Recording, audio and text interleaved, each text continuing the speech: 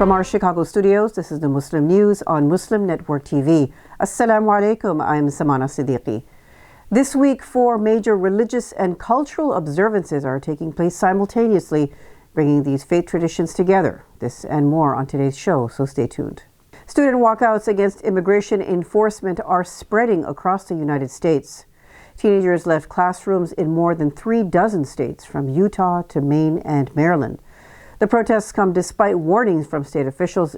In Texas, Republican Governor Greg Abbott threatened penalties, funding cuts, arrests, and disciplinary action against schools that allow demonstrations. He said schools could be treated as co-conspirators. Despite the threats, at least 10 walkouts took place in the Dallas area on February 10th. Students say they are standing up for their rights and their communities. Civil liberties groups, including the ACLU of Texas, criticize the state's response, warning that punishment could violate free speech rights. Students point to the Supreme Court's Tinker v. Des Moines ruling, which protects peaceful protest in schools. There was no evidence linking Turkish-origin doctoral student Rümeysa Öztürk to terrorism, according to memos from the U.S. State Department. The Tufts University student was arrested by immigration agents in March near her home. She was held in detention for 45 days while Trump administration authorities accused her of supporting extremist groups. However, leaked government memos later revealed that officials had no proof tying her to terrorism or anti-Semitic activity. The documents show the case was built on one opinion piece she co-wrote in a campus newspaper which criticized Israel's genocide in Gaza. The article did not mention Hamas or any violent activity. Last week, a federal judge dismissed the deportation case against Öztürk. Legal observers say the disclosures expose the weakness of the government's claims, although the administration can still appeal the decision. Civil liberties groups warn that the case raises serious questions about free speech and immigration enforcement. A Republican congressman is facing calls to resign after making a rabidly anti-Muslim comment just days before the start of the Islamic holy month of Ramadan. On Monday, Florida GOP Representative Randy Fine posted online that choosing between dogs and Muslims would not be difficult. Ramadan is expected to begin on Wednesday. Fine's remark has sparked outrage among political and civil rights groups. He claims the post was a response to a joke by Palestinian activist Nerdine Kiswani about dogs in New York City. Kiswani later clarified that her post was satire and not directed at any faith group. Both Democrats and Republicans condemned Fine's statement. Democratic Representative Brendan Boyle called him an ugly bigot who should not serve in Congress. Arizona Democrat Yasamin Ansari said such language would lead to dismissal in any workplace and urged congressional leaders to act. The Council on American Islamic Relations, or CAIR, is calling for his resignation, noting that Fine has a long record of anti-Muslim rhetoric, including calls for deportations and praise for violence against Palestinians. In the past, Fine has responded to images of starving Palestinian children with the hashtags Starve Away and Keep on Starving. He has also said that Israel should nuke Gaza. During his congressional campaign last year, Fine was endorsed by the American Israel Public Affairs Committee, or AIPAC. This week, 4 major religious and cultural observances are taking place simultaneously, bringing these faith traditions together. These are connected to Islam, Christianity, Buddhism, and folk or traditional East Asian religions linked to the Lunar New Year. The Islamic month of Ramadan is expected to begin Tuesday evening in many parts of the world and Wednesday evening in others. Ramadan is observed by Muslims worldwide as a holy month of fasting, prayer, and charity. Mardi Gras, or Fat Tuesday, and the Lunar New Year both took place today, an overlap that will not happen again until 2029. Fat Tuesday is observed mainly by Roman Catholics and other Western Christian communities in Europe, the Americas, and parts of Africa, with parades and feasts before Lent. The Christian season of fasting and prayer, Lent, also begins this week on Ash Wednesday. The Lunar New Year is celebrated across China, Korea, Vietnam, and other parts of East and Southeast Asia, with family reunions, prayers, feasts, and cultural traditions. This year, the rare alignment is occurring because different calendar systems briefly sync. The Gregorian calendar follows the sun, the Islamic calendar follows the moon, and the Chinese calendar combines both solar and lunar cycles. Muslims across the world are preparing to welcome Ramadan, the holy month of fasting, expected to begin on Wednesday in some countries and Thursday in others, depending on the sighting of the crescent moon. Ramadan, which is observed by nearly 2 billion Muslims, is a month of fasting, prayer, charity, and reflection, ending with the celebration of Eid al-Fitr. In the Dutch city of Utrecht, festive lights reading Fijn Ramadan or Happy Ramadan now glow above busy streets, adding a celebratory mood to one of the city's most diverse neighborhoods. Across Asia, Indonesian Muslims in the capital Jakarta are visiting the graves of loved ones, offering prayers and cleaning burial sites. This is part of long-held traditions before the fasting month begins. In the Middle East, markets and streets are coming alive with decorations and preparations.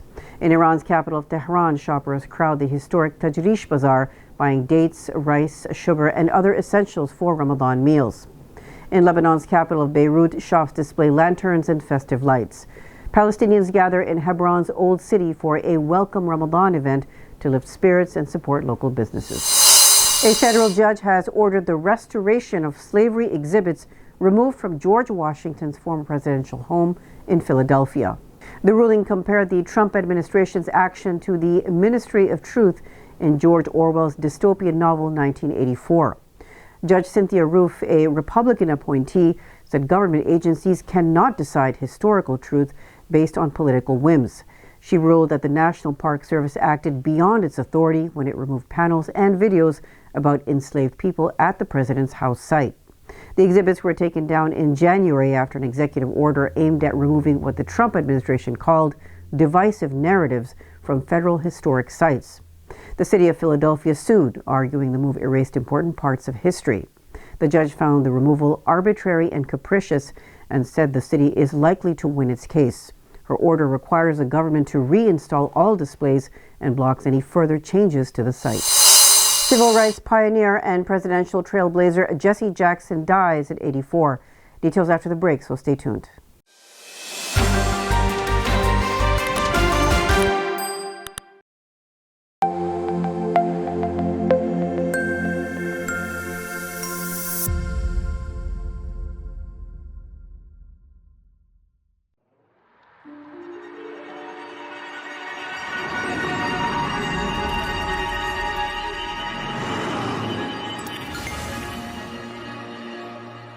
My name is Layla.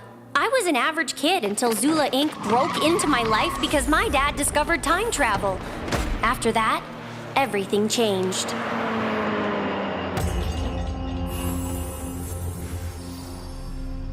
You're the new girl Layla, right? Whoa! What if I don't fit in? Abdullah! Do I hear my name? Welcome to Vancouver, cuz. Whoa!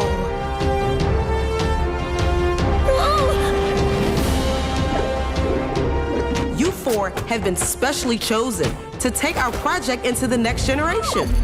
You can time travel? Abdullah! No! Abdullah! Where?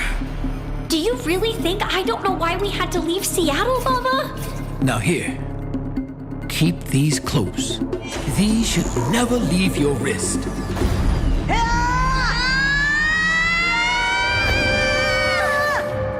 This virtual reality game is crazy. You can even eat. This is reality, buddy. We zoomed through a wormhole. Oh no! My Go Watch! It's gone! What does this do?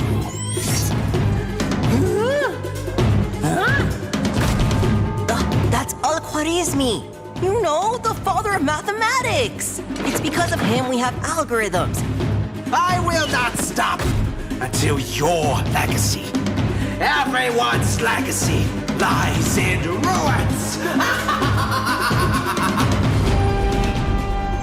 Of course it was you. You little rascals ruined everything. Your fate will be great. Just don't give up. Time hoppers.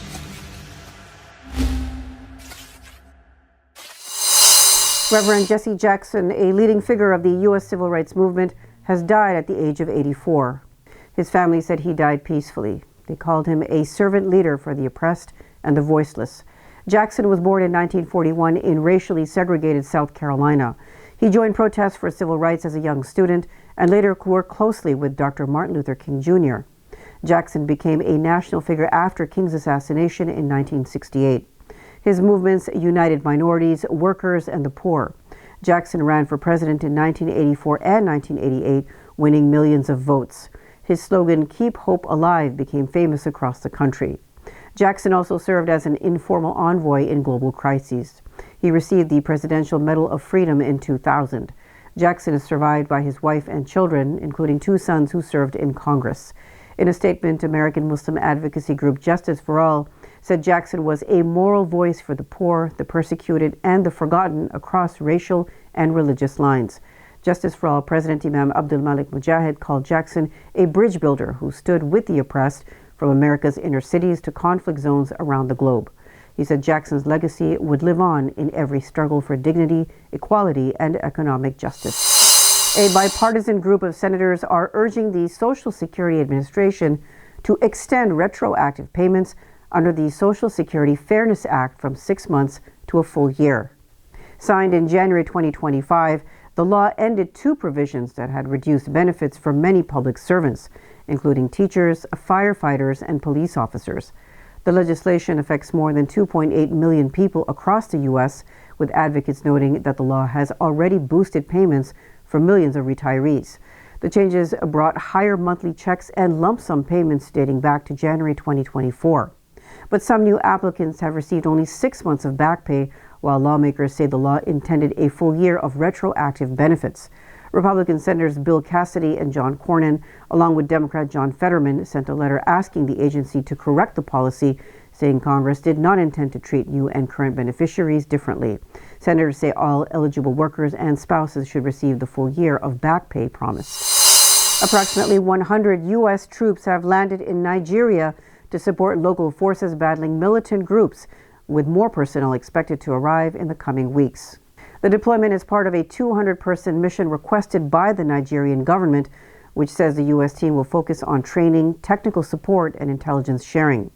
The goal is to strengthen Nigeria's capacity to fight armed groups, specifically targeting militants linked to Boko Haram and ISIS West Africa province. Both terrorist groups have carried out deadly attacks in northern Nigeria and around Lake Chad. Nigeria's President Bola Tinubu also met a U.S. delegation earlier this month to discuss intelligence coordination. The deployment follows months of tension between the U.S. and Nigeria over violence against civilians. U.S. officials claim the mission is a support effort, not a combat operation, aimed at improving regional security. The U.S.-backed ceasefire in Gaza continues to be under strain as an Israeli strike killed 3 Palestinians. They belong to the same family, and those killed included a child. The victims were members of the Zakul family in the Jabalia refugee camp. They had returned to their home when the attack occurred. Funeral prayers were held outside the morgue of Al-Ahli Baptist Hospital. Relatives gathered in grief before the burial.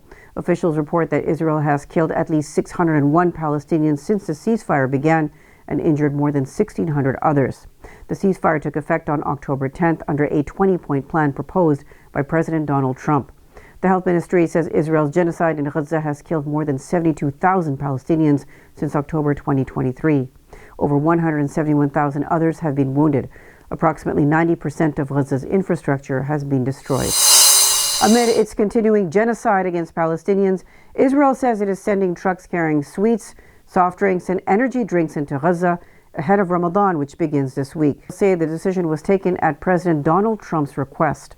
Analysts are mocking the policy as candy diplomacy, following over 2 years of Israel bombing, displacing, and starving Palestinians in Gaza. They say the move feels less like relief and more like optics, offering treats while bombs continue to fall. Israel has killed over 73,000 Palestinians since October 2023, the vast majority of them civilians. Human rights experts at the United Nations are calling for independent investigations into the newly released Epstein files. They say the documents may reveal crimes against humanity. In a statement, the experts said the files contain credible evidence of large-scale sexual abuse, trafficking, and exploitation of women and girls. They warned that the acts described may amount to sexual slavery, torture, and other grave violations under international law. The warning comes after the U.S. Justice Department released more than 3 million pages of records, along with thousands of videos and images. The disclosure followed the Epstein Files Transparency Act signed in November 2025. The experts also raised concerns over redaction failures that expose sensitive victim information. Some records were later withdrawn. They said no one is above the law and urged governments to ensure accountability and reparations. Convicted child sex offender Jeffrey Epstein died by suicide in a New York jail in 2019 while awaiting trial on federal sex trafficking charges. Scientists at the University of Rochester have created a new aluminum structure that floats even when punctured, possibly leading to wave-powered platforms and stronger marine technology. They also note that the design could lead to durable floating devices and new renewable energy systems. Lead scientist Shunli Guo said the oceans remain a vast, untapped energy source. Researchers built narrow aluminum tubes that trap air inside, their surface etched with microscopic pits that repel water, preventing flooding inside the tube. The air pockets keep the tubes buoyant under extreme conditions. Tests showed the tubes stayed afloat even after damage, resisted corrosion, and survived severe ocean waves. However, scientists say more real-world testing is needed. The study appeared in the journal Advanced Functional Materials. That's all from our Chicago studios tonight. Thank you for watching Muslim News. We are a community channel dedicated to bringing you stories you can trust. Please like, share, and subscribe to our content. You can also comment to let us know what you think of our coverage. Please donate now by visiting muslimnetwork.tv/donate. For more content, keep watching Muslim Network TV. Salam.